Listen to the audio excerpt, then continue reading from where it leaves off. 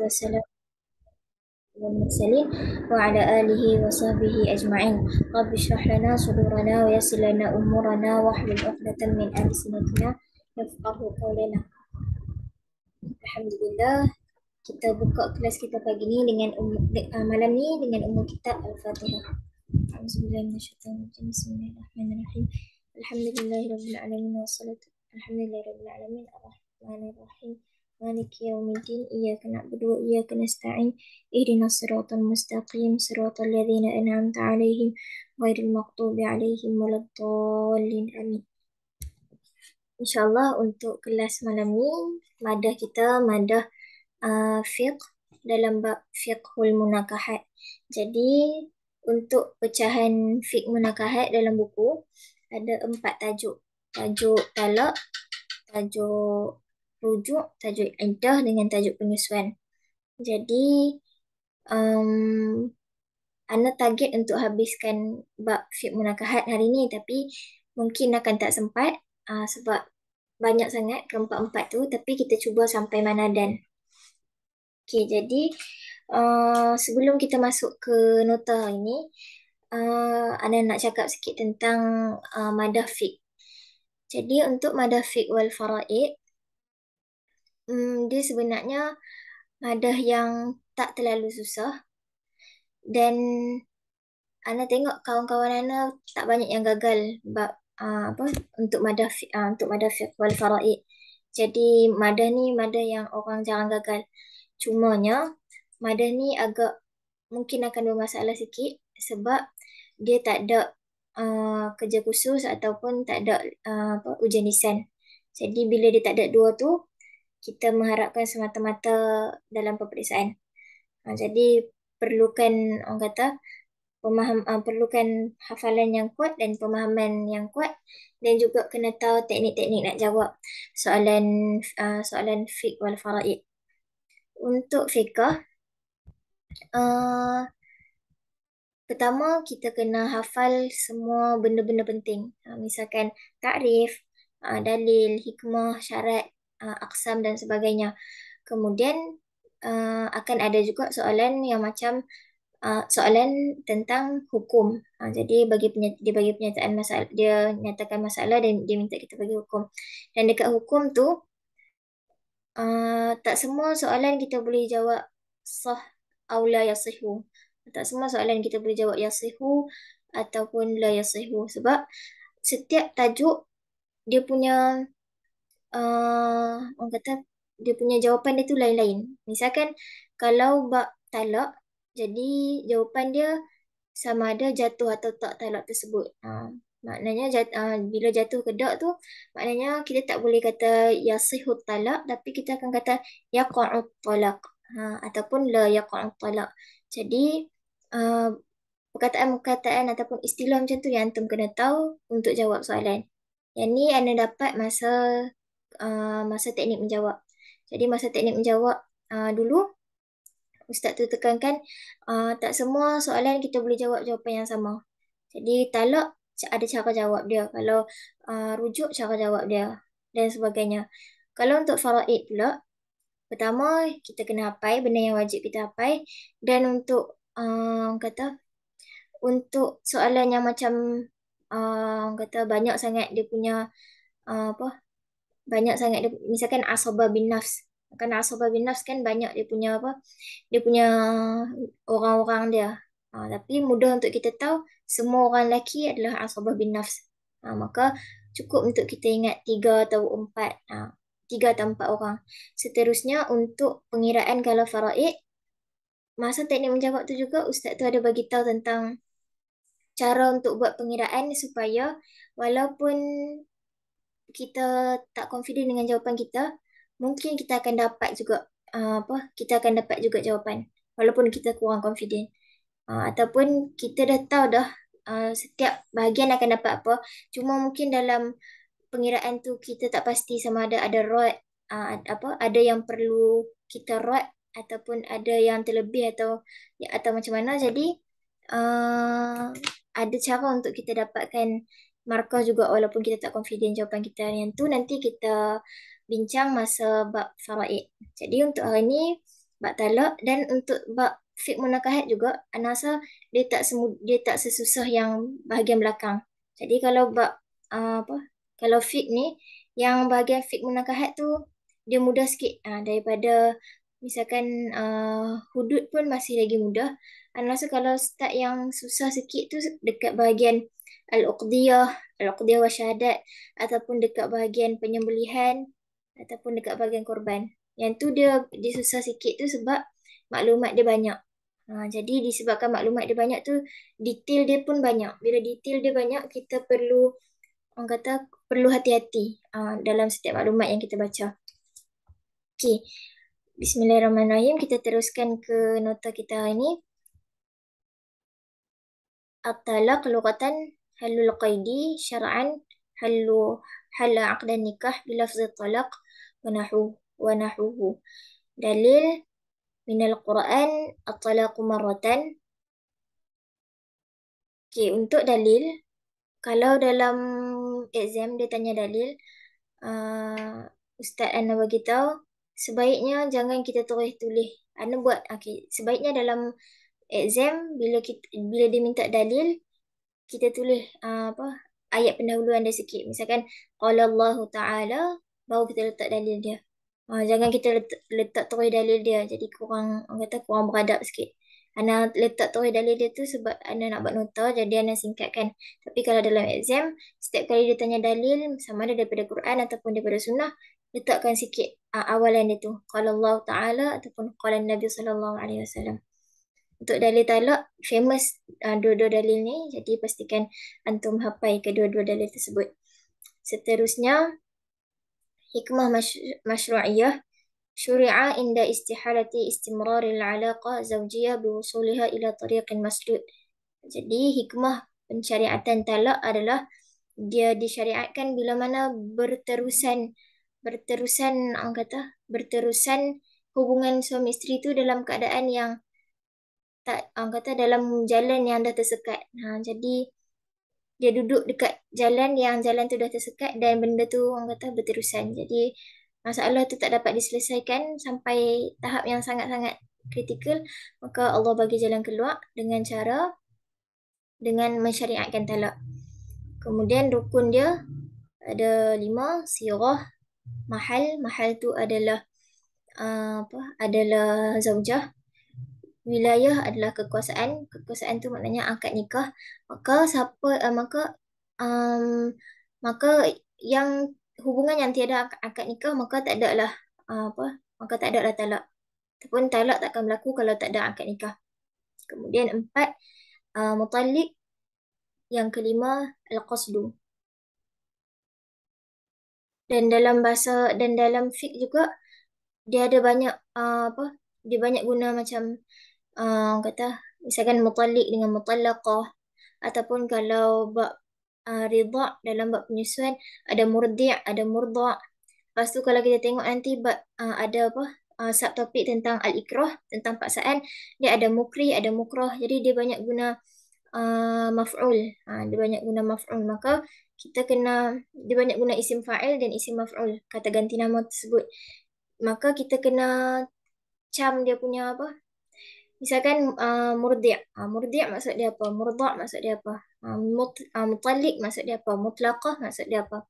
Jadi kalau kita tak hati-hati benda macam tu, takut-takut nanti bila soalan tanya, takut kita tersilap jawapan. Tambah macam bab penyusuan, bab ridha' tersebut, murdi' dengan murda' tu kadang-kadang sangat keliru. Jadi kena hati-hati dekat bab tersebut. Kemudian syarat fil mutalik, syarat ke atas suami. Mutalik ni adalah orang yang mentalak, orang yang diberatkan ke atas dia talak tersebut.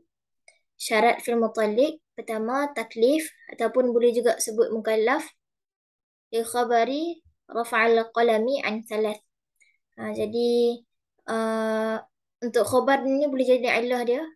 Maka syarat fil mutalik mukallaf, sebab ilah dia tu boleh bagi khabar tersebut. Maka selain daripada mukallaf, antaranya sabi dengan majnun, maka dia maka talak dia tak maka tak dia apa talak dia tak sah ataupun tak jatuh talak dia. Kemudian yang kedua, ikhtiar, mestilah pilihan si si si penalak tersebut. Maka talaqul mukrah, talak orang yang dipaksa, maka tak jatuh talak dia. Maka mukrah ni pun ada kawan dia seorang lagi, nama dia mukrih. Mukrah orang yang dipaksa, mukrih orang yang memaksa. Sebab nanti bila kita masuk syurutul ikrah, dia ada dua. Dia ada apa? Perbahasan tentang kudrat kudrat kudrat mukrih dengan ajazul mukrah. Jadi hati-hati kat situ. Maka yang terkeluar daripada syarat fil mutalik ataupun yang terkeluar daripada syarat taklif tadi, sobi, majnun, naim. Jadi yang ni tiga benda ni ataupun tiga manusia ni adalah manusia yang disebut dalam hadis Nabi yang tadi. Jadi diangkat pena ke atas tiga perkara. Pertama sobi, majnun, an-naim. Kemudian tadi kita tengok syarat fil mutalik ada dua, mukallaf dengan ikhtiar. Kita tengok syarat untuk syurutul ikrah, syarat paksaan. Maka talak tak boleh berlaku ke atas orang yang dipaksa. Maka kita tengok paksaan jenis apa yang tak boleh. Yang orang kata paksaan jenis apa yang boleh menjatuhkan talak. Pertama, qudratul mukrih ala tahqiqu ma hadada bihil mukrah. Jadi, upaya ataupun kudrat orang yang dipaksa ke atas apa yang orang kata ke atas kudrat dia sama ada dia mampu kudrat dia sama ada dia mampu tak menghalang orang yang memaksa dia. Kemudian ajizu mukrah an daf'ihi. Ajizu mukrah ni ana risau kalau mukrih ke mukrah yang tu.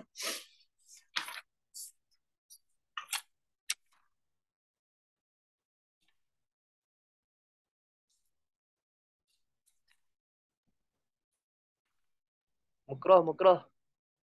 Okey, terima kasih. Jadi terkejut lah. Okey, ajazul mukrah. Jadi kelemahan orang yang memaksa.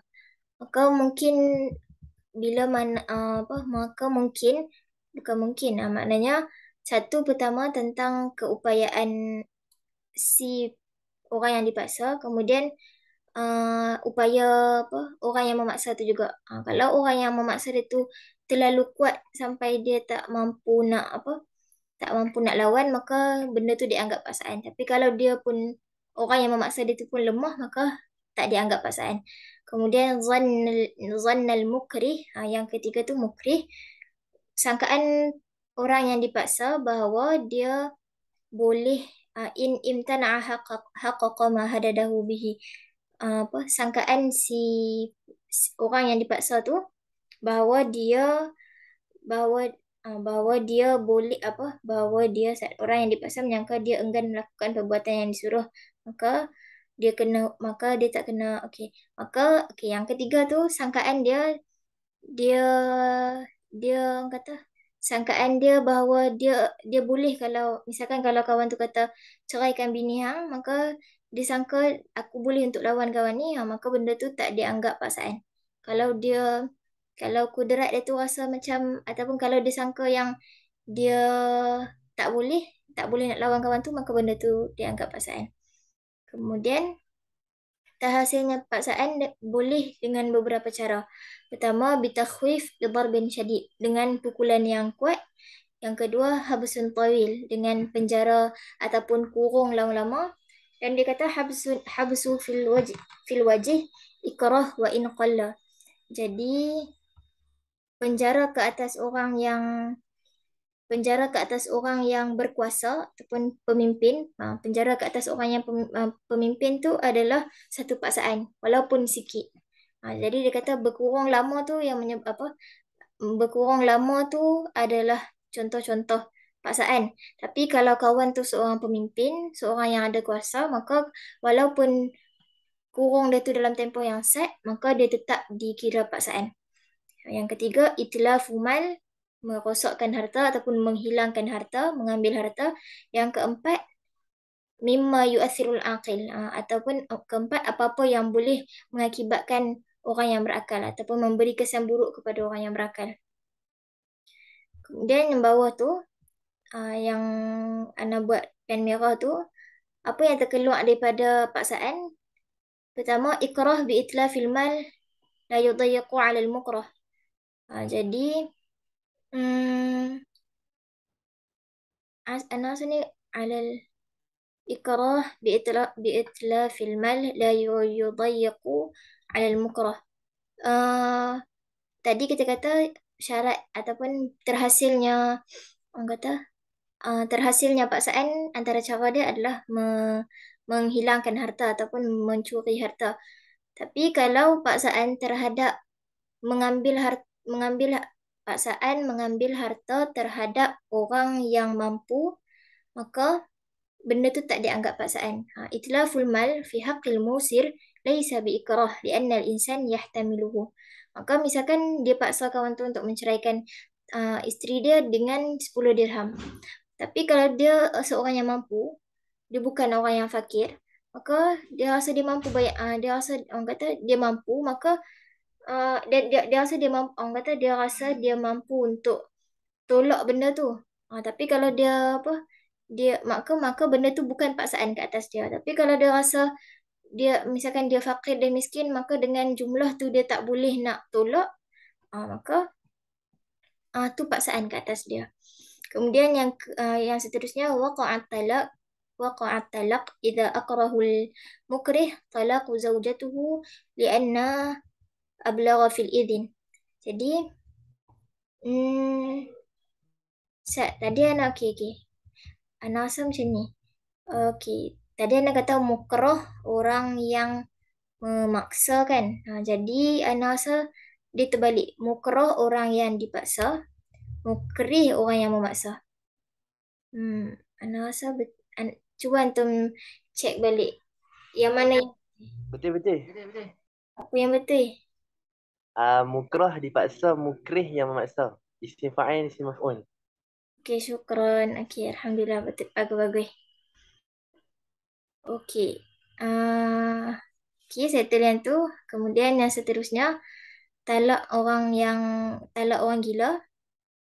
Talak sukran yasihu, sah sebab kita nak memberati ke atas dia sebab perbuatan gila, okey.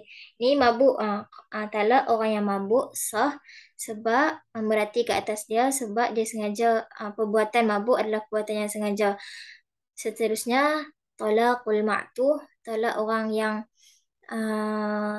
yang naqisul akil, talak orang yang orang kata otak dia akal dia setengah, sat dia gila, sat dia tak gila, maka talak dia tak sah, sebab kita qiyas kepada orang gila. Seterusnya, aqsamu talaq min haitsu sirah. Ada aqsam talaq min haitsu sirah dan ada satu lagi aqsam talaq min haitsul waqti. Jadi hati-hati dua tu. Satu pembahagian talak daripada segi sirah, yang kedua pembahagian talak dari segi zaman, daripada segi waktu. Talak ada dua, talak sarih dengan talak kinayah.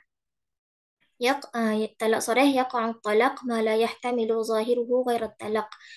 Berlaku talak sarih adalah talak yang tak terkandung dalam dia makna selain talak. Jadi makna dia hanya talak saja. Jadi makna dia orang kata jelas hanya talak. Tapi kalau talak bil kinayah, yaqa'u talaq bin niyati ma yahtamilu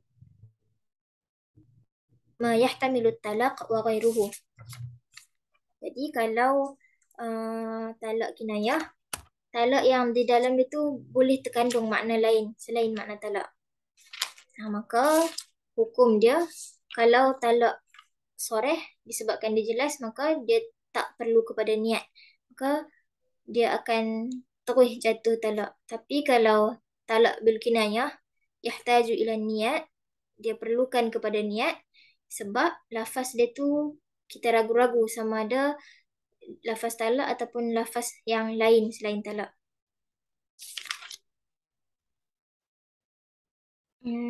Lepas tu antara lafaz dia, kalau untuk Arab kita ada tiga, kalau untuk bahasa Arab kita ada tiga, at-talaq, al-firaq dengan as-sarah.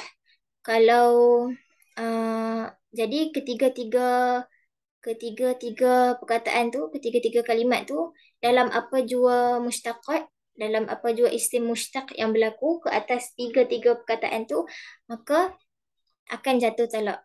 Tapi untuk talak bil kinayah, antara lafaz dia dalam buku ada banyak, Ana ambil tiga dalam nota ni, anti khaliyah, anti haram, anti kalmaitah. Jadi itu antara lafaz talak. Dan lafaz talak kalau disebut bil arabiyah, maka at-talaq, al-firaq dengan as-sarah akan jatuh talak soreh. Tapi kalau bil a'jamiyah, kalau bahasa selain bahasa Arab, maka hanya lafaz talak sahaja yang jatuh talak soreh.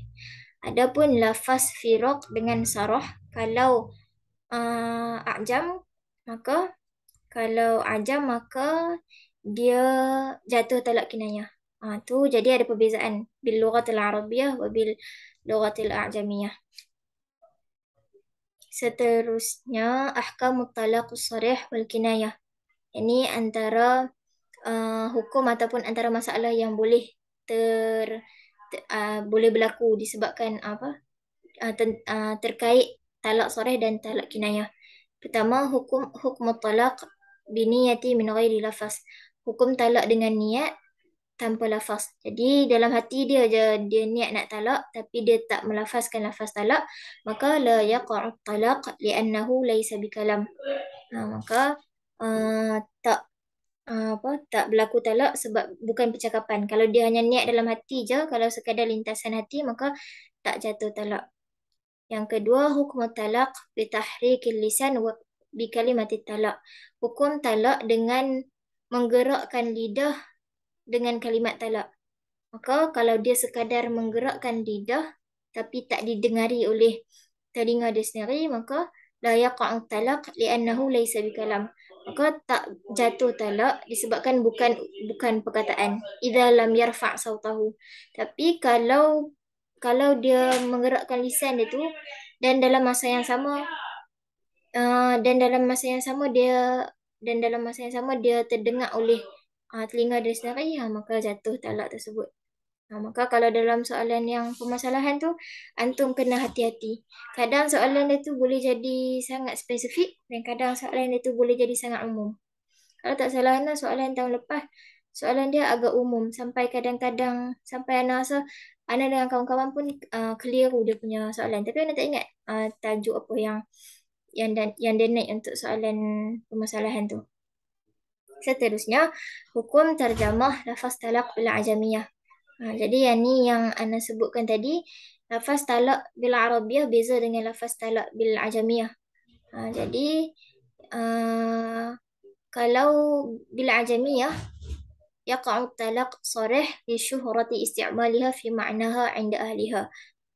Jadi kalau bahasa selain bahasa Arab, hanya lafaz talak sahaja yang orang kata yang akan jatuh talak sarih. Dan dia jatuh tu sebab apa? Sebab penggunaan ahli ataupun penggunaan tempat tu menggunakan bahasa tersebut. Adapun firaq dengan sarah, maka bukan dia akan jatuh talak kinayah. Yang keempat, hukum terjemah lafaz firaq wa sarah bil ajamiyah. Yang tu yang Ana sebutkan tadi. Yang kelima, al-hukum law qala alayya talaq. Jadi untuk nama apa? Untuk ayat tersebut, maka dalam ayat tu kita tengok ada ada perkataan talak kat situ. Tapi ucapan tu ada tiga qaul ulama. Antara dia boleh jadi kinayah, boleh jadi soreh dan boleh jadi mengikut zaman ataupun mengikut waktu ataupun mengikut peredaran zaman di tempat tu. Jadi tu antara hukum yang boleh berlaku untuk talak sarih dan talak kinayah. Seterusnya, al-ahkam allati ta'tarid talaq. Ni hukum-hukum hukum-hukum talak. Kalau dalam buku agak panjang sikit jawapan dia, ada beberapa yang agak panjang sikit jawapan dia. Tapi kalau antum hafal yang ni saja pun dah boleh dapat markah. Misal untuk wajib talaqul hakam fi syiqaq. Wajib bila mana wajib kita talak bila mana talak tersebut diputuskan oleh mahkamah. Maka kalau keputusan mahkamah tu kata wajib, maka wajib untuk kita jatuhkan talak. Wajib untuk para suami, ya. Wajib untuk para suami jatuhkan talak. Kemudian kalau mandub, kalau sunat, talak zaujah halaha ghairu mustaqim. Sunat talak seorang perempuan yang kata hal dia tu, keadaan dia tu dia kurang kurang kurang kurang baik, ataupun dalam buku ada juga yang apa kata dia dia kurang menjaga maruah diri. Jadi kalau dia apa dia dia atau orang kata dia tersimpang daripada jalan yang benar, maka sunat untuk kita talak dia. Tapi pasti ada orang kata penjelasan detail yang perlu kita rujuk ke kitab-kitab besar. Seterusnya, haram bila mana talak bid'ai. Haram. Okey, untuk hukum-hukum talak ni, kalau benda tu orang kata menepati syarat talak, maka akan jatuh talak. Cuma hukum-hukum dia ni akan bersangkut sama ada pahala ataupun dosa. Tapi misalkan kalau dia jatuh dia talak dalam keadaan haid, maka kalau cukup syarat talak dia, maka jatuh. Tapi kalau walaupun jatuh tapi dia haram. Walaupun jatuh tapi hukum dia haram. Adapun okey, nanti kita tengok yang lain pula. Okey, yang seterusnya makruh kalau talak mustaqimah al-hal. Talak zaujah mustaqimah al-hal. Orang baik kita pergi talak dia, maka makruh. Seterusnya harus bila mana talak malla hawa hazauj. Talak disebabkan orang kata disebabkan dah tak ada perasaan, ataupun dah tak ada lebih kurang dah tak ada hawa nafsu ataupun dah tak ada perasaan. Seterusnya aqsamut talaq min haitsul waqti alladhi waqa'a fihi. Yang ni tadi yang Ana sebutkan, aqsam talak daripada segi waktu. Ada dua, at-talaqus sunni wa talaqul bid'i. Talak sunni adalah talak yang mana berlaku ketika dalam haid, ataupun sebab talak sunni adalah talak yang berlaku ke atas orang yang pernah disetubuhi, tidak hamil, kanak-kanak, monopos dan dalam keadaan suci. Maka bila mana talak tu kata dalam keadaan suci, maka hukum dia tidak haram. Dalil dia sama dengan dalil talak sunni, sama dengan dalil talak bid'ai, iaitu wa idza talaqtumun nisaa fatalliquhunna li'iddatihin. Illah dia liisti'qabihi syurut fil iddah wa adamun nadmu. Kemudian terkeluar daripada saya kita masuk yang tu, kita tengok dulu talaqul bid'ai. Kalau talak bid'ai adalah talak yang berlaku bila mana seorang perempuan tu sama ada dia haid ataupun dia sedang hamil, ataupun dia haid ataupun dia sedang hamil, ataupun wahia mimman tahammala, ataupun dia boleh hamil. Maknanya boleh hamil tu apa maksud dia, Ustaz? Ana rasa boleh hamil tu mungkin dia dah disetubuhi, maknanya ada peratusan untuk dia hamil, misalkan macam tu. Kemudian maka hukum dia haram dalil yang sama macam tadi. Kemudian dia bagi tahu zamanul haid, tempoh haid, la yuhsabu minal iddah wan nifas. La yahsabu minal iddah wan nifas. Tempoh haid tak dikira, sama tempoh iddah tak dikira, sama tempoh la yahsabu minal iddah wan. Saya takut lah kalau saya salah. Jadi tempoh haid dan nifas tak dikira iddah. Sebelum tu Ana nak tanya, kalau Ana buka kipas, antum dengar tak bunyi kipas? Sebab bunyi kipas Ana tak boleh slow. Dia boleh buka paling kuat terus. Jadi kalau Ana buka, Ana nak tanya, antum dengar tak suara kipas? Kalau antum dengar, Ana mungkin kena tutup kipas. Sangat tak suara kipas? Ana nak buka kipas, dengar tak? Beza tak suara Ana tadi dengan yang sekarang?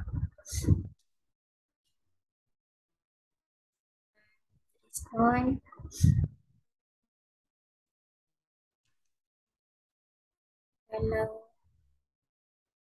Kalau still dengar, Ana akan teruskan.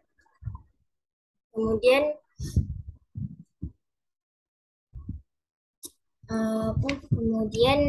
sebab pengharaman ke atas talak bid'ah tadi litadarruriha bituli muddatit tarabbus. Jadi bila mana dia kata dia talak seseorang tu dalam keadaan dia hamil ataupun dalam keadaan dia haid ataupun dalam keadaan yang dia boleh hamil, maka perempuan tu kena tunggu waktu misalkan sebab waktu iddah tak boleh masuk sekali dengan waktu maknanya misalkan dia tengah haid waktu tu, maka walaupun dia tengah haid waktu tu, tak boleh kira waktu iddah tu start daripada masa tu. Jadi dia kena tunggu sampai dia suci, lepas tu dia haid lagi sekali, dia suci lagi sekali. Suci lagi sekali dia tu yang dikira suci pertama dia. Kan ada 3 kali suci. Maka kalau dia haid masa waktu tu, dia perlu tunggu sampai dia suci. Kemudian maknanya kalau dia haid, dia kena tu, maknanya tempoh dia nak kena tunggu tu yang yang membuatkan benda tu memudaratkan ataupun bagi efek dekat si perempuan tu. Kemudian li'adaihi linadmi fi man tahammala idza zahara hamlaha. Jadi akan buatkan si perempuan tu menyesal ataupun akan bagi kekecewaan terhadap si perempuan tu kalau dia tengah mengandung. Jadi benda tu akan memburukkan kandungan dia juga. Jadi Islam adalah agama yang sangat memerhatikan dan meletakkan sesuatu tu di tempat yang sangat baik. Maka pastikan antum yang dalam ni, yang kaum rijal, maka pastikan ambil perhatian hal-hal sebegini. Dan bila belajar fiqh munakahat juga, pastikan belajar tu bukan belajar untuk nak exam saja, tapi belajar faham supaya nanti bila ada berlaku permasalahan dalam rumah tangga antum, antum tahu apa yang antum kena buat. Tapi cerai bukanlah jalan solusi pertama bagi setiap permasalahan. Dia adalah jalan paling last daripada setiap permasalahan. Jadi jangan setiap kali ada permasalahan kita letakkan tu sebagai alternatif pertama, tapi kita letakkan perceraian tu sebagai alternatif yang paling last. Seterusnya, kalau tadi kita tengok talak sunni dengan talak bid'ah, ada talak yang dia bukan sunni dan dia bukan bid'ah. Maka talak yang bukan sunni, yang bukan bid'ah ini antaranya talak ke atas perempuan yang muda yang tak ada haid. Sebab iddah dia akan iddah dengan bulan. Kalau orang yang ada haid, maka iddah dia dengan tempoh berapa kali dia suci. Tapi kalau perempuan yang tak ada haid, maka iddah dia dengan tempoh bulan. Pertama orang yang perempuan yang muda yang tak ada haid lagi. Kemudian yang kedua al-aisah, perempuan yang dah menopause. perempuan yang menopause, maka dia dah tak ada haid dah. Maka iddah dia juga dengan bulan. Kemudian hamil, iddah dia dengan lepas lepas dah dia hamil.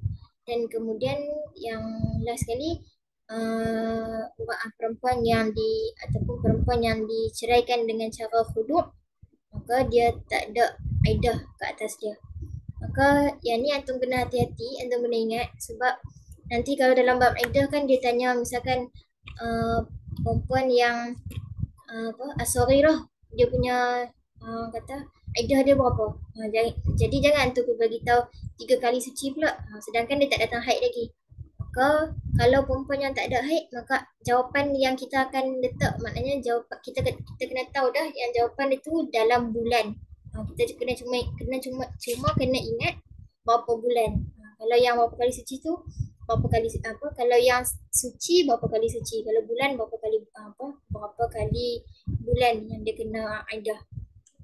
Kemudian ma talaba mimman talaqa bid'iyan, apa yang harus dilakukan oleh seseorang yang ditalak bid'i, maka yusannu lahu lizawj ar-ruj'ah. Maka orang yang talak bid'i, orang yang talak bid'i itu talak apa tadi? Talak dalam keadaan dia dia talak dalam keadaan dia haid tadi, ataupun dalam keadaan dia hamil tadi, maka Nabi sarankan untuk para suami rujuk balik. Kalau nak talak juga dia, pastikan lepas dah rujuk tu, kalau nak talak dia, pastikan talak dalam keadaan dia dia terkecuali daripada hal-hal tadi. Jadi talaklah dalam keadaan dia suci dan sebagainya. Jadi tu hal yang perlu kaum rijal perhatikan. Kemudian ma yamliku zauj, apa yang dimiliki oleh seorang suami. Qala Nabi sallallahu alaihi wasallam at-talaqu birijal wal iddatu bin nisa. Hadis ni antum hafal. Kemudian yamliku zauj ala zaujatihi thalathu tatliqat li'annahu an-nabi sallallahu alaihi wasallam su'ila an qawlihi ta'ala at-talaqu marratan fa aina ats-tsalitsah faqala aw tasrihun bi ihsan. Nabi kata talak ada 3. Maka Nabi ditanya balik oleh orang lain tentang ayat Quran, yang mana ayat Quran Allah bagi tahu at-talaqu marratan. Maka yang mana yang 3 dia tu, kat mana yang 3 tu? Maka Nabi kata yang ketiga tu au tasrihun bi ihsan. Sebab talak yang ketiga kan talak kita lepaskan dia terus.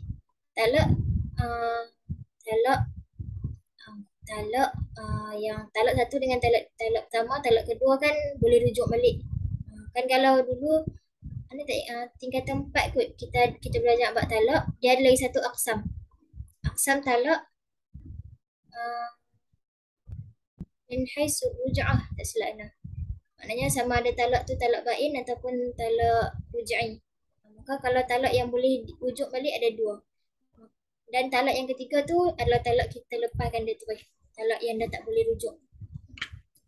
Kemudian Ana tulis kat bawah tu status suami mempengaruhi bilangan talak, sebab dalam buku ada perbahasan tentang talak tentang status talak seorang suami yang merdeka dan seorang suami yang jadi hamba. Kalau seorang suami itu merdeka, maka dia ada bilangan talak 3. Tapi kalau seorang suami itu dia hamba, maka bilangan talak dia tu 2. Maka misalkan kalau suami tu merdeka, isteri dia merdeka, bilangan talak dia akan 3. Kalau suami dia merdeka, isteri dia hamba, bilangan talak suami tetap 3. Sebab yang mempengaruhi bilangan talak adalah si suami. Kalau si suami tu hamba dan si isteri tu merdeka, bilangan talak dia 2. Sebab si suami tu hamba. Maka dalam buku tak silap dia tak bagi tahu kenapa jadi macam tu. Ataupun apa hikmah di sebalik kurangnya bilangan talak terhadap lelaki yang hamba. Tapi kemungkinan yang ada adalah hamba kan dia tak memiliki diri dia. Dia orang kata dia pun tak merdeka, dia pun orang kata diri dia pun tak terlepas. Maka bilangan talak yang ada dekat dia tu hanya dua. Maka dia tak boleh nak melepaskan orang lain tu dengan orang kata dengan baiknya, sebab dia sendiri pun duduk dalam keadaan yang bukan merdeka. Ana rasa kemungkinan yang ada mungkin yang tu. Wallahu a'lam. Kemudian ada lagi sikit tentang talak. Seterusnya al-istisna fi talak. Jadi yaqa ana tulis kat tepi tu yaqa'u talaq thalath li'adami sihhatil istisna. Yani kalau jawapan ni kalau bila mana syarat istisna tu tak terpenuhi, maka kita akan bagi jawapan yang tu. Maka misalkan dia kata masalah dia seorang suami menceraikan, dia bagi ayat penyataan, aku ceraikan dikau dengan talak 3.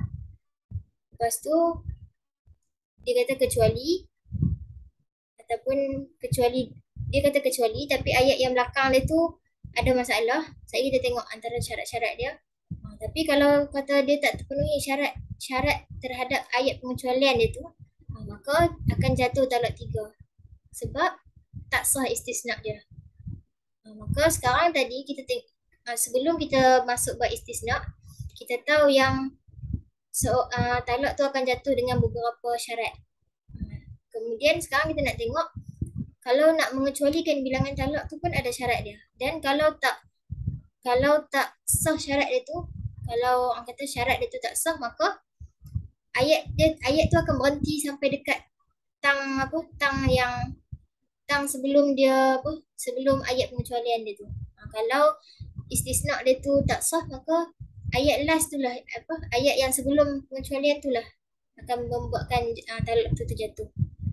Jadi istisna tu apa dia? Wal ikhraj bi illa atau bi ihda akhawatiha. Pengecualian tu adalah kita mengeluarkan dengan kalimat illa ataupun dengan geng-geng dia.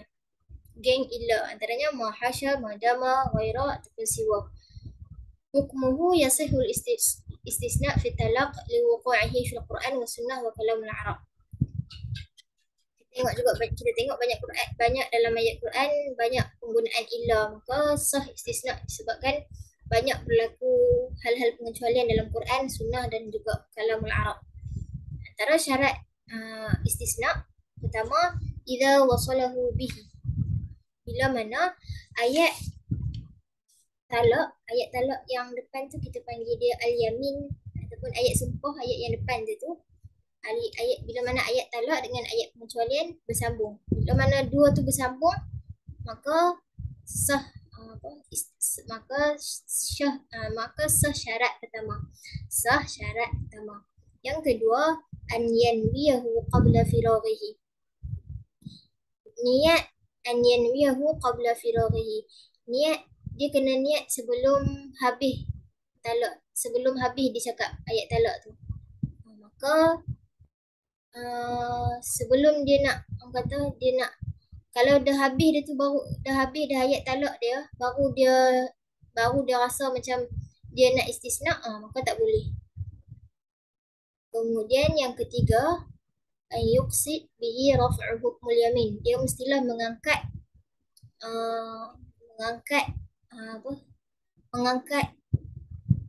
ataupun dia mestilah mengangkat hukum. Misalkan aku ceraikan dikau dengan talak 3 kecuali 3. Maka yang tu tak mengangkat apa-apa hukum. Dia tak mengurangi apa-apa hukum ke atas ayat yang sebelum dia tu. Maka tak sah lah istisna dia. Maka jatuh talak 3 sebab tak sah istisna dia. Kemudian yang keempat, ayat talaffaz bihi zawj musmi'an bihi nafsihi. Mestilah ayat istisna tu, ayat pengecualian dia tu mestilah terdengar oleh diri dia, oleh diri si suami. Kemudian alla yakuna mustaghriqan. Dia takkan mustasriqan, dia takkan dia akan mengambil bilangan penuh. Maka misalkan ayat dia ada pecahan ataupun ayat dia tu ada ada apa, perpuluhan. Misalkan aku ceraikan kau dengan talak 1,5, maka dia tak ambil yang lagi setengah tu. Sebab talak bersifat penuh. Maka dia akan bundarkan. Seolah-olah dia akan bundarkan lah. Maka dia akan ambil uh, dia akan ambil penuh apa penuh ayat tersebut. La yasihul istisna ida, maka tak yang terkeluar daripada syarat dia tu tak sah istisna bila mana terputusnya nafas. Maka kalau terputusnya nafas tak sah istisna dia.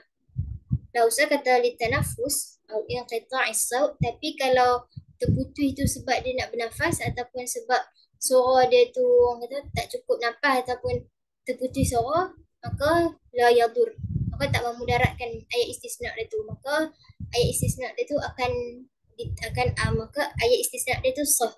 Tapi kalau sengaja terpotong ataupun kalau sengaja terputus nafas, maka tak boleh.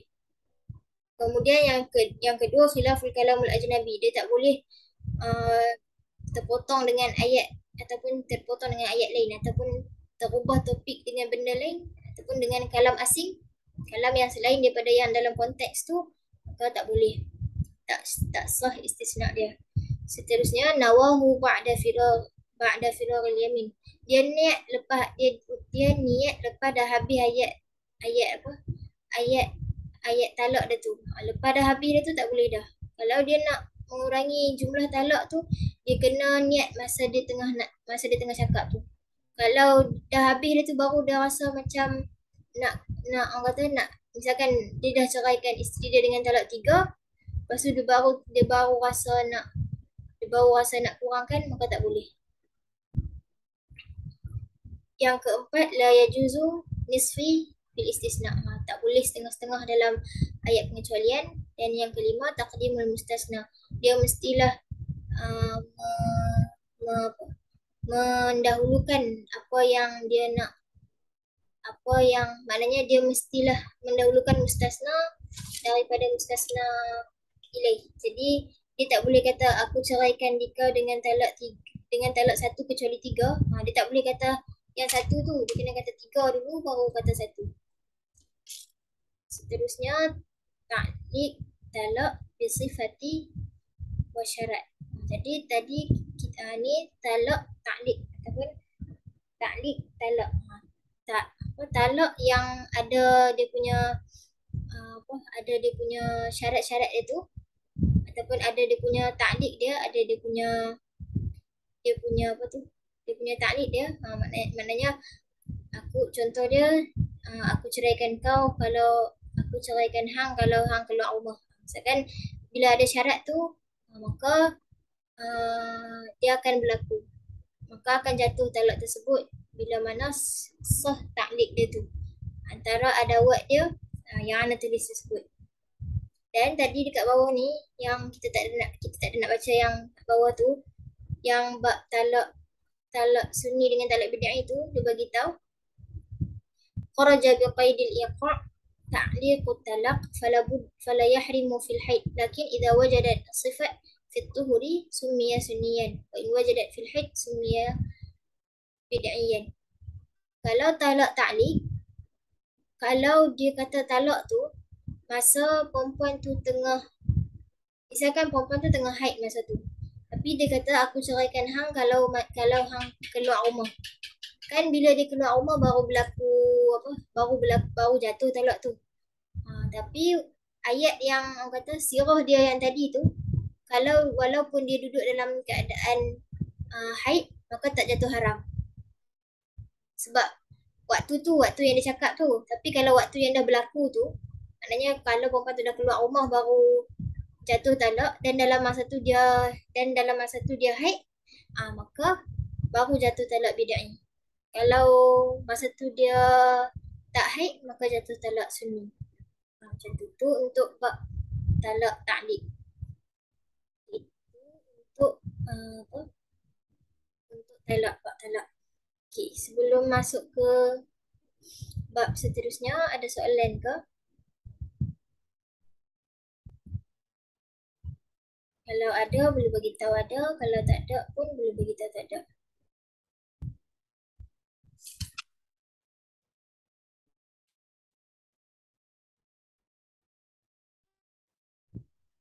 Okay, seterusnya kita tengok bab ruja'ah. Bab ni sikit je. Kalau kita boleh pergi cepat lagi bagus. Okay, kalau bab rujuk, maka jawapan dia untuk soalan permasalahan tu boleh bagi sama ada sah atau tak sah rujuk. Rujuk berlaku bila mana berlakunya talak, maka jadilah orang kata maka boleh untuk dia rujuk ataupun tidak. Yura al-marah min ar-rujuk syar'an radda al-mar'ah ila nikah min talaq ghairu ba'in, hanya talak ghairu ba'in saja yang boleh rujuk fil iddati ala wajhin makhsus. Dan dan rujuk mestilah berlaku dalam tempoh iddah. Ke dalil daripada Quran, wa bu'ulatuhunna ahaqqu biraddihinna fi dhalika in aradu islaha. Lepas tu kemudian dia ada dalil daripada sunnah yang bawah tersebut. Seterusnya arkanur ruj'ah. Satu lagi lupa nak bagi tahu. Nota yang anda tengok ni, yang antum tengok ni lain daripada nota yang tadi. Sebab dia ni Ana tangkap daripada nota yang Ana pernah buat sebelum ni. Jadi kalau Ana sebelum ni kan Ana ada buku nota untuk setiap subjek. Ada beberapa subjek tertentu yang Ana buat nota semua tajuk dalam dia. Jadi that's why Ana ada lagi nota dia walaupun dia tak ada buku teks, tapi still ada lagi nota dia. Jadi Ana tangkap terus daripada buku sebab tak banyak sangat. Ada dalam 4 muka surat. Okay, untuk arkan ruja'ah, Ana gabungkan juga dengan syarat sihatir ruja'ah. Dia ada arkan dan dia ada syarat dia. Ana buat dalam 1 muka surat. Okay, untuk arkan ada 3. Rukun ruja'ah, mahal, sirah dengan murtaji'. Mahal, sirah dengan murtaji'. Dan syarat syurut sihatir ruja'ah tu yang bawah-bawah tu, yang warna hitam tu.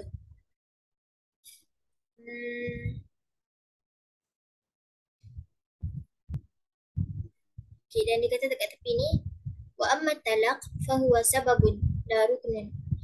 Dan talak tu adalah sebab berlakunya ruja'ah, bukan rukun ruja'ah.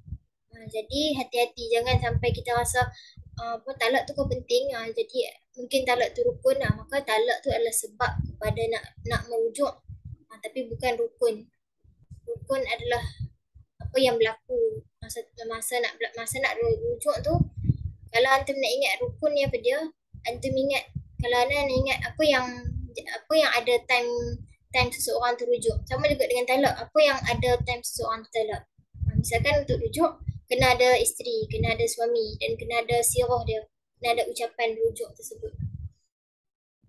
Syarat sah rujuk pertama, ayakuna talaq duna salas, kurang daripada 3. Talak tu kurang daripada 3, iaitu talak rujai. Ayakuna talaq ba'da dukhul biha, mestilah talak tu selepas berlaku persetubuhan. Talak tu boleh dirujuk selepas berlaku persetubuhan. Alla yakuna talaq bi'audin minha aw ghairiha, bukan tebus talak, bukan talak bi'audin. Selain daripada talak bi'audin, maka boleh rujuk. Ayakuna ruj'ah qabla inqita'il iddah, mesti sebelum habis iddah dia. Kalau habis dah iddah dia, maka dia dah tak boleh rujuk, kecuali kalau dia nak rujuk perlu akad yang baru. Seterusnya, kaunul mutlaqah qabilah lil halalil muraja', keadaan perempuan yang boleh menerima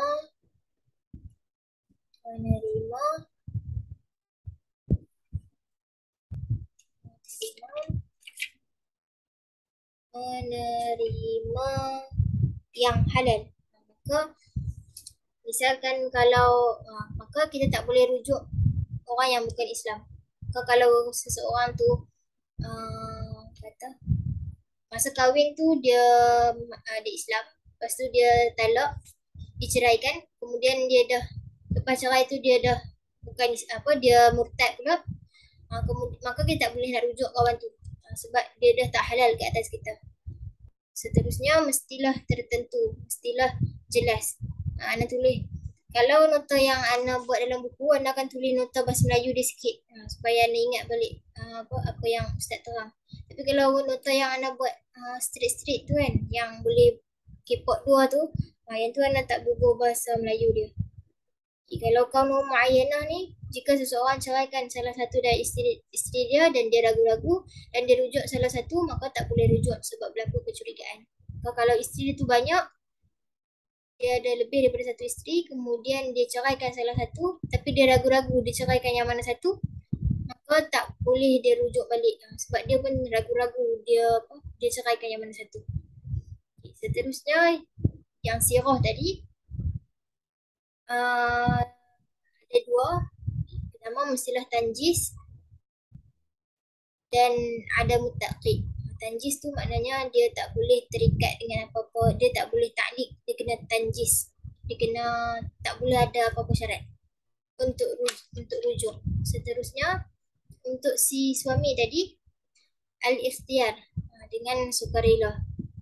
Yang kedua, ahliyatun nikah binafsihi. Okey.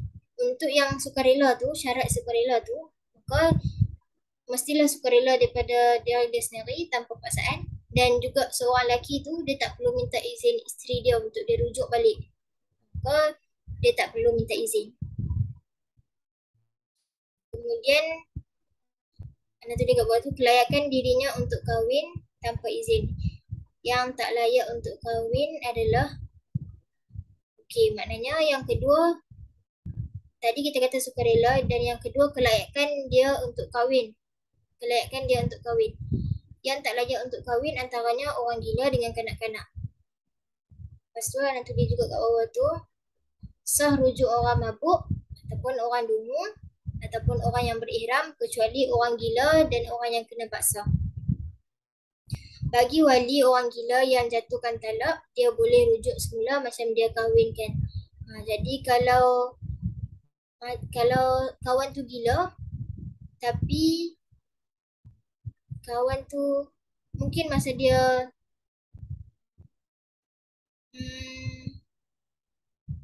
mungkin masa dia kahwin tu dia tak gila lagi, tapi bila dia dah ceraikan tu ataupun dia diceraikan disebabkan dia gila, maka kalau dia nak rujuk balik boleh. Wali dia tu, kat atas wali dia tu boleh rujuk balik sebab sebab dia pernah jatuhkan talak tu sebab kawan tu gila. Macam tu.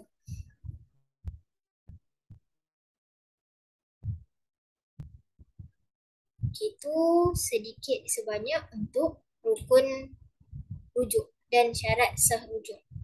Seterusnya, syarat sirah. Kat situ Ana tulis, la tasihhu ruj'ah li wujudi ta'qid atau li adami ta'qid. Jadi syarat sirah ni, syarat dia mestilah tanjis dan wa adamu ta'qid. Antara dia dan untuk rujuk juga ada dua juga dua juga dia punya sirah dia, sama ada soreh ataupun kinayah. Dan ada antara contoh lafaz dia dekat situ. Dan tadi kalau kita tengok tentang syarat sirah, mestilah tanjis wa adamu ta'qid.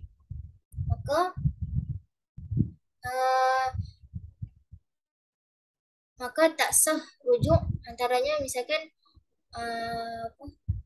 misalkan raja'tuki in syi'ta, aku rujuk hang kalau hang nak. Maka bila mana ada kalau tu, kalau ada waktu syarat tu, maka tak boleh. Maka tak boleh rujuk balik sebab rujuk kena tanjis, tak boleh ada ta'liq. Kemudian sunnah isyhada alaihim khurujan lianna fi hakama istidamah an-nikahus sabiq. Jadi rujuk sunat ada saksi macam kita datangkan saksi semasa nikah. Cuma nikah wajib ada saksi untuk mensabitkan hubungan suami isteri. Tapi kalau rujuk sunat ada saksi.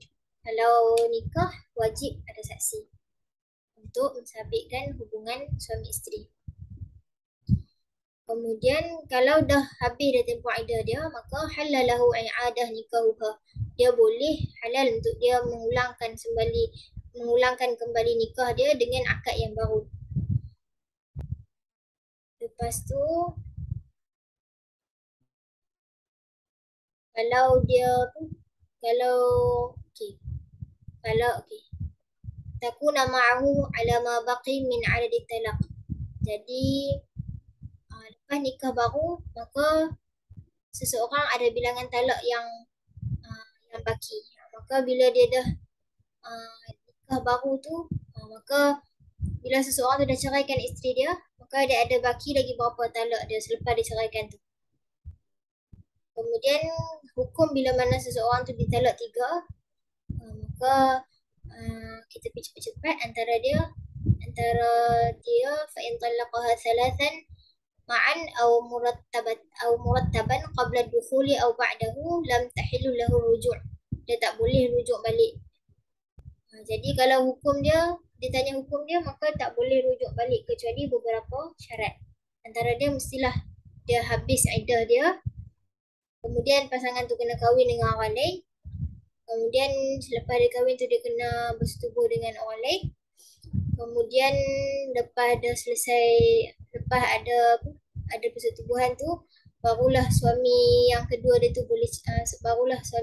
tu ceraikan dia ataupun fasakh, ataupun dengan cara fasakh, ataupun suami tu mati. Kalau suami tu dah mati ataupun dia diceraikan ataupun difasahkan, maka kena tunggu pula waktu iddah dia.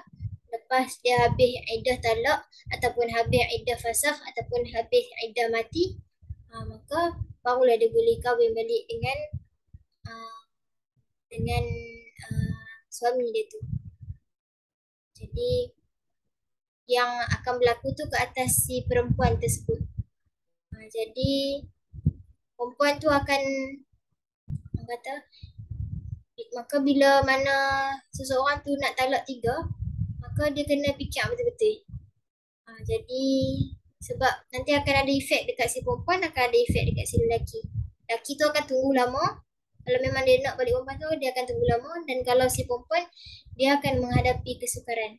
Maknanya dia akan hidup dengan orang lain dan sebagainya. Itu untuk rujuk. Jadi rujuk ni bab yang sikit, dan disebabkan dia sikit, dia selalu tanya dalam exam. Seterusnya, sebelum ke yang seterusnya, ada tak apa-apa soalan?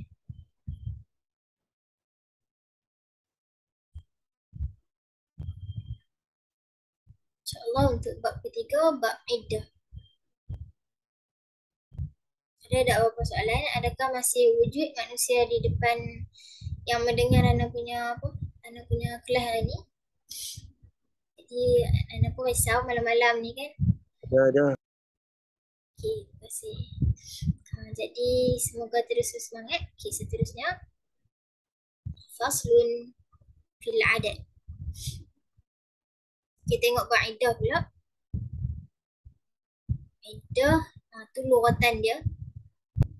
Kemudian syarak dia tu, syarak dengan lugatan. Syarak lagi famous soalan dia daripada lugatan. Kalau lugatan dia tu panjang, syarak dia tu akan lagi famous daripada lugatan tu. Tapi kalau lugatan tu pendek, macam bab talak tadi, lugatan dia pendek je, maka yang tu soalan tu akan lagi famous. Dan dekat syarak boleh kita ambil hikmah dia juga. Misalkan syarak ismun limuddati tatarabbasu fiha al-mar'ah li ma'rifati bara'ati rahmiha aw li ta'abbudi aw li tafajju'iha 'ala zawjiha. Kalau kita tak ingat hikmah yang baru, 3 hikmah tu kan dah cukup dah boleh jadi hikmah. Untuk kita tahu suci rahim dia, untuk ibadat, dan untuk hilangkan kesedihan dia ke atas suami dia tu. Tapi kalau rasa nak tambah lagi hikmah, boleh ambil yang bawah tu. Siyanatan lil ansab wa tahsinan laha min al-ikhtilat. Sebenarnya sama lah dengan apa yang dibagi tahu tadi, untuk menjaga nasab supaya tak berlaku pencampuran benih. Sama dengan yang yang dibagi tahu dekat syarak tadi, untuk kita tahu suci rahim dia tu supaya kita tak mau ada pencampuran benih. Kemudian bawah tu pun dia beritahu juga at-ta'abbud untuk untuk ibadah juga. Kemudian yang bawah tu yang keempat tu ana tulis balik di ma'rifati bara'ati rahmiha. Jadi yang ni dia tanya terlepas. Ana memang ingat soalan ni dia tanya terlepas hikmah iddah. Jadi ana tulis ketiga-tiga ni tak silapnya dia minta 3 tapi ana tulis 4 ke 5 macam tu. Sebab ana tulis yang 3 ni pasal ana takut salah. Ana tulis yang dekat syarak. Ana tulis yang jawapan yang syarak punya. Pasal ana takut ada takut jawapan tu tak diterima. Dan ana tulis yang jawapan hikmah yang lain pula yang ada dalam buku juga. Jadi mana-mana pun boleh. Kemudian dalil, kalau ba'idah dalil dia banyak. Tapi antara dalil yang dalil yang biasa wal mutallaqat yatarabbasna bi anfusihinna salasata quru. Okey, seterusnya kita tengok ni antara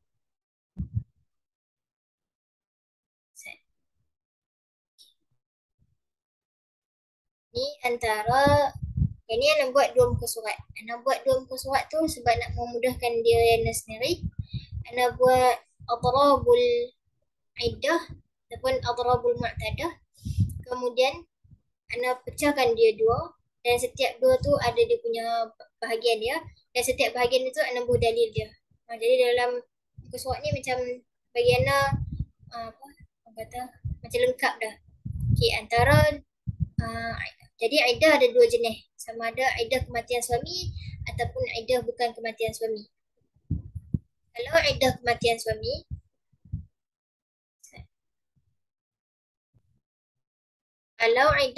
suami, misalkan iddah kematian suami dan isteri tu dalam keadaan yang hamil, maka biwada'il hamil.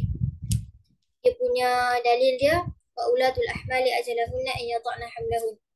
Okey, untuk dalil semua ni antum wajib kena ingat. Sebab yang ni lah yang soalan nak tanya pun. Ataupun yang ni lah yang dia boleh yang boleh trick kita pun. Sebab dalil dia banyak dan dia punya tempoh iddah dia tu juga pelbagai. Jadi dekat sini dia boleh nak trick kita. Jadi kita kena kuasai soalan dan kuasai jawapan. Kemudian kalau dia ghairu hamil, kalau tadi hamil, kalau dia ghairu hamil, misalkan dia hail tu adalah orang yang tak hamil, maka iddah dia 4 bulan 10 hari. Walaupun dia dah disetubuhi, walaupun dia tak disetubuhi. Ini untuk iddah kematian suami. Kalau iddah kematian suami, antum tengok iddah kematian suami dia ada orang kata lain dengan iddah selain daripada kematian suami. Maknanya sama ada iddah cerai ataupun iddah fasakh. Jadi walaupun perempuan tu dah disetubuhi ataupun walaupun perempuan tu tak disetubuhi lagi tapi suami dia dah mati dah, maka iddah dia tu tetap 4 bulan 10 hari. Sebab nak move on kan susah. Jadi bila orang mati tu lagi terkesan lagi susah lah untuk dia nak move on tu. Jadi Allah letak waktu itu untuk dia tenangkan diri dia. Dan ada tulis kat bawah tu antum mungkin tak berapa nampak. Sebab ada tulis pakai pensel jadi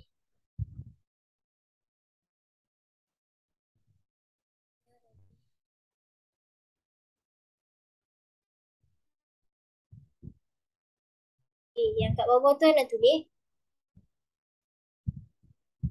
yu'tabarul ashhur bil ahillah fa in khifat alaihi al ahillah kal mahbusa. Jadi dikira bulan tu mengikut bulan Hijri. Maka iddah mengikut kalender Islam, bukan kalender Masihi. Tapi kalau kan kalender Hijri kan tengok anak bulan kan. Tapi kalau misalkan dia di penjara dan dia tak nampak anak bulan, Maka ada perhitungan dia. I'tadat bimi'ah wa thalathina yauman. Maka iddah dia iddah dia 130 hari. Maknanya 130 hari. Maknanya kalau kan dia tak tahu bulan, orang kata dia tak tahu dia tak nampak bulan dah berapa bulan. Jadi iddah dia tu hari, 130 hari. In mata zaujah wa zaujatuhu mutlaqah ruj'iyah arba'ati ashhur wa 10. Talak yang boleh rujuk dia perlu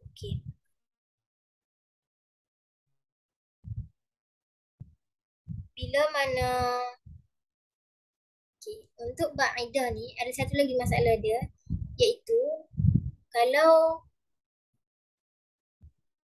iddah kematian suami ni adalah iddah bila mana dia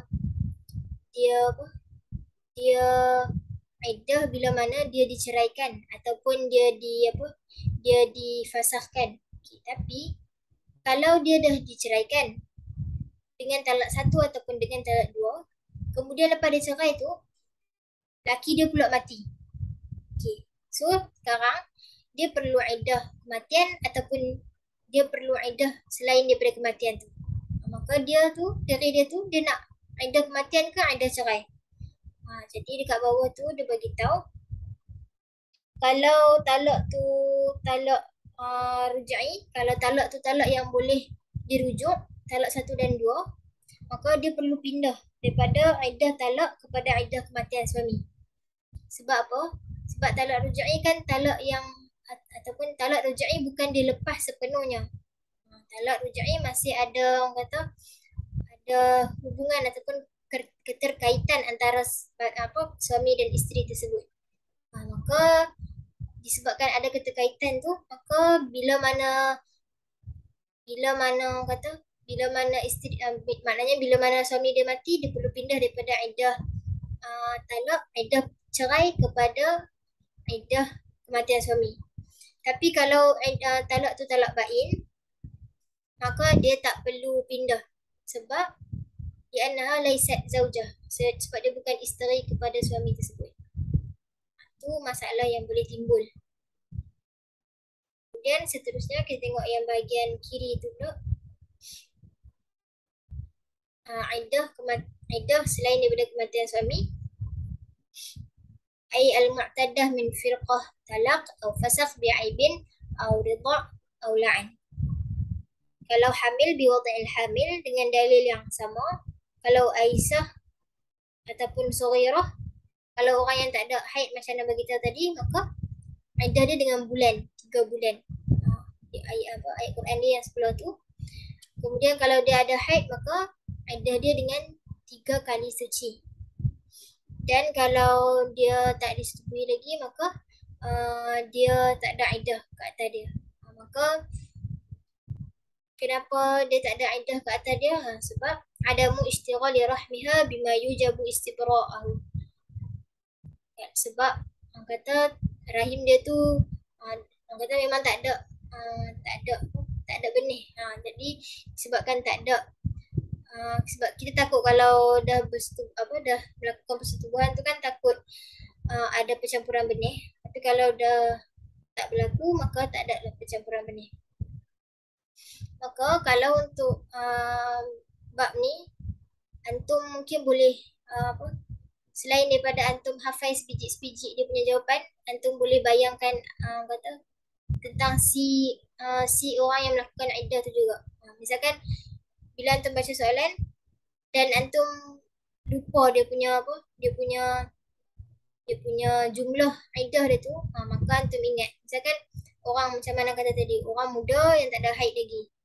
Maka kalau dia tak ada haid, macam mana dia nak kira dengan tempoh dia haid?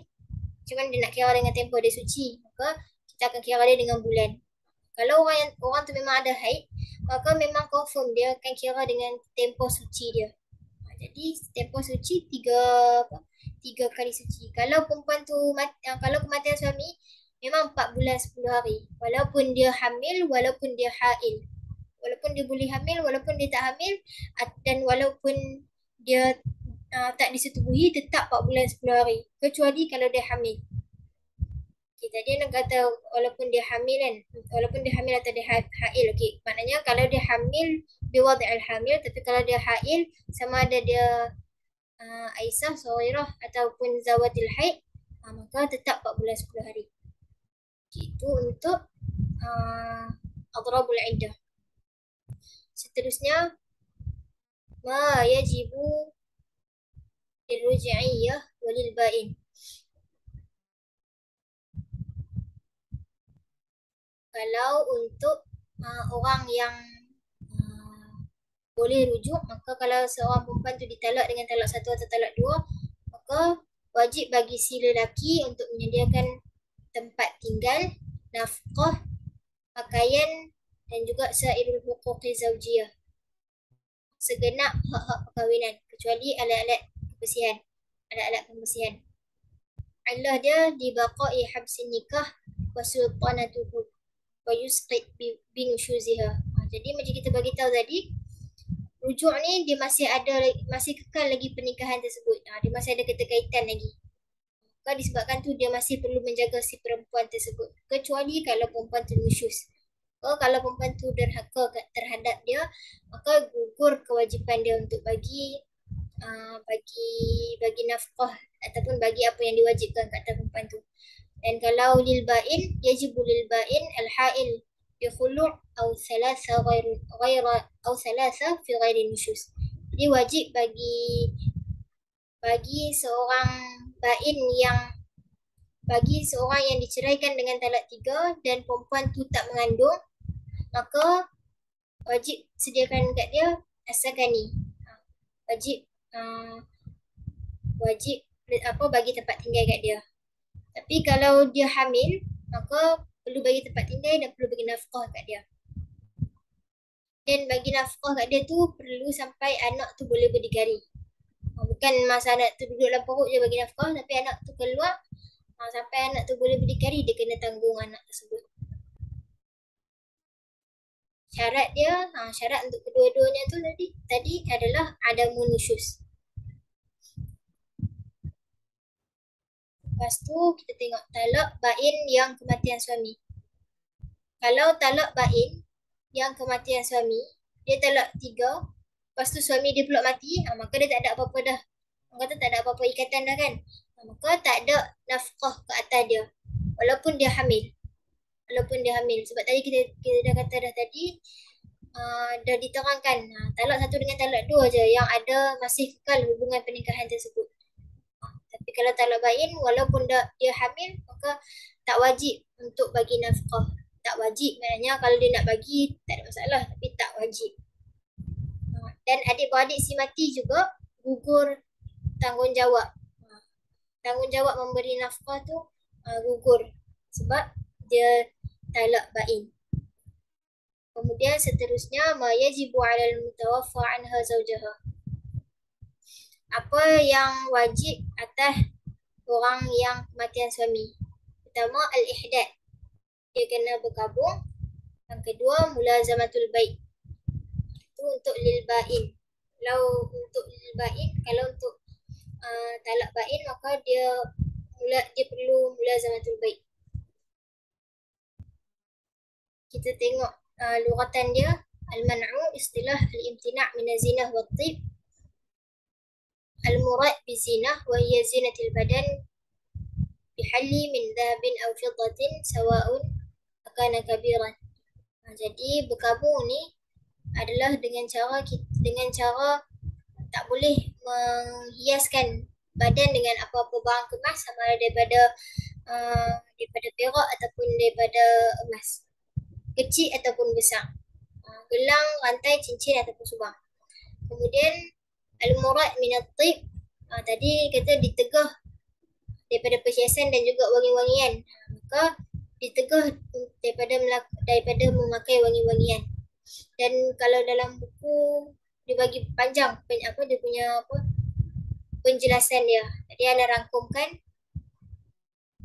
haram untuk dia gunakan dalam makanan dia, haram digunakan esen vanila. Sebab benda tu ada bau wangi, pakai esen vanila. Kemudian setiap yang diharamkan apa? Diharamkan macam orang berihram tu, maka sama juga ke atas orang yang, sebab kan kalau berihram kan tak boleh pakai sebarang wangi-wangi kan. Maka sama, benda tu berlaku sama juga ke atas si perempuan tadi. Kemudian dikecualikan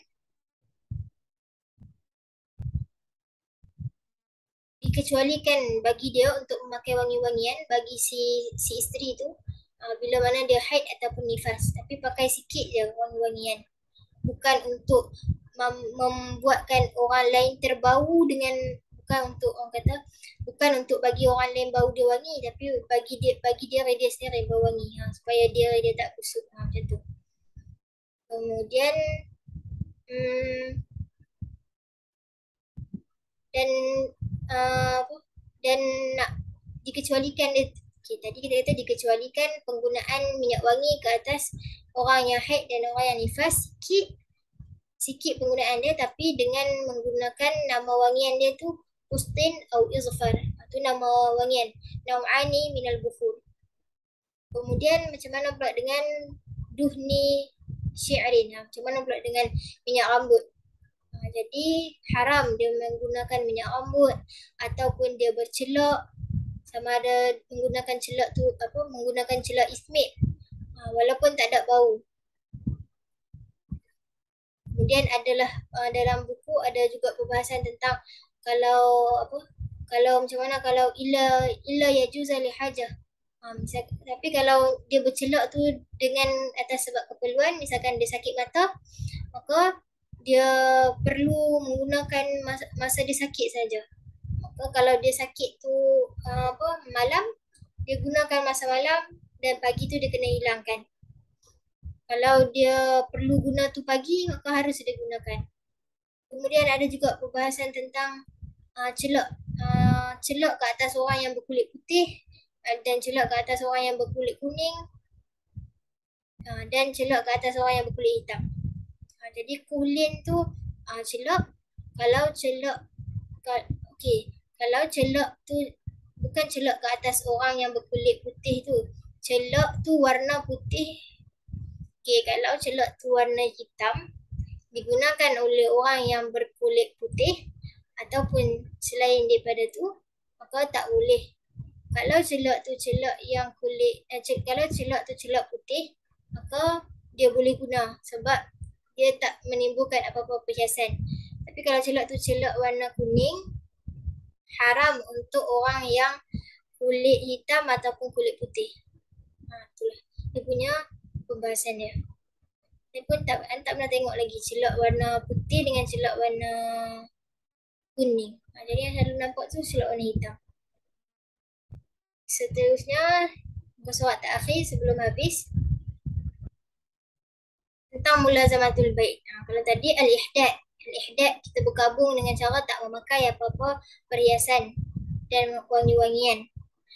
Kemudian dengan cara mulazamatul bait ni, yajibu 'ala al-mutawaffa 'anha zawjaha al-mabtutah. Kalau talak bain, maka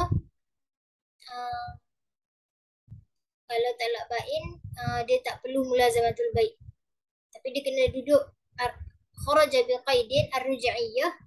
Jadi selain dia, kalau dia talak ruj'i, fa inna lizauj iskaniha haitsu sya'a fi mawdi'in yaliqu biha. Dia kena duduk dekat tempat yang dah ditetapkan dekat dia.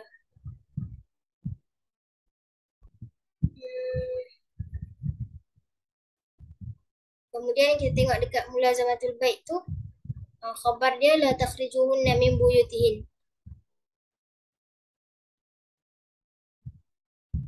Dan dia duduk dekat rumah tu, mestilah rumah tu milik si suami dia.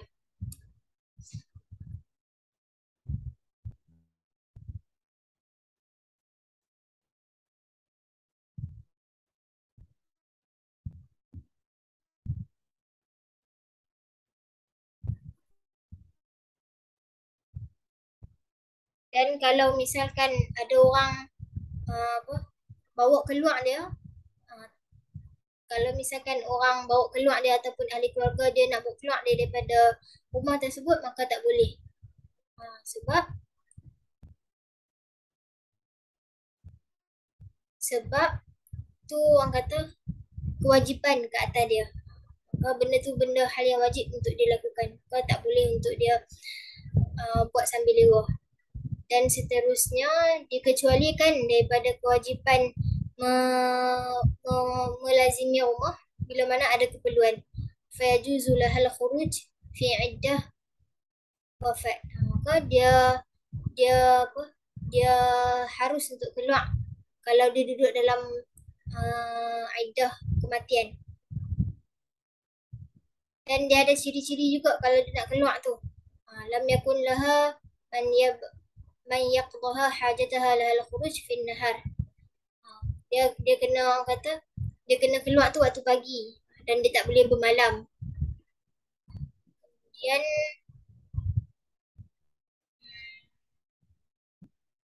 kalau dia nak keluar juga malam boleh, tapi dia perlulah sekali balik dan tidur kat rumah dia. Yang ni ada apa yang ada dalam buku. Jadi Ana tulis balik supaya apa? Supaya Ana ingat ataupun supaya Ana faham. Itu untuk bab iddah. Jadi bab ni saling bersangkut paut. Bab talak, bab rujuk, bab iddah tu saling bersangkut. Kita ada lagi satu bab, nanti bab tu lagi bab penyesuaian nanti kita bawa ke hari lain. Ada lagi satu bab untuk fiqh munakahat. Nanti lepas fiqh munakahat nanti kita akan masuk fiqh kita akan tengok fiqhul hudud wal jinayat. Fiqh tentang hudud. Jadi nanti kita masuk fiqh apa? Sebelum kita masuk fiqh hudud tu kita habiskan lagi satu tajuk. Okey, itu untuk malam ni. Itu je untuk malam ni. Jadi ada apa-apa soalan tak untuk malam ni dan faham ke tak?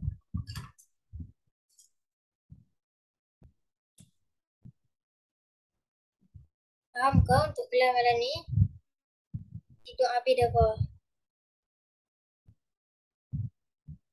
Kalau tak ada apa-apa soalan, Ana tutup kelas malam ni dengan tasbih kafarah dan suratul asr.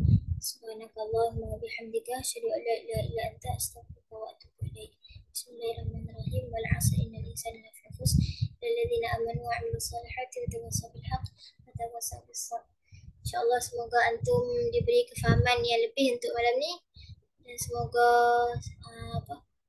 semoga rajin study juga. Esok cuti kan, jadi semoga tetap rajin study dan terima kasih hadir malam ni. Syukran. Wassalamualaikum warahmatullahi wabarakatuh.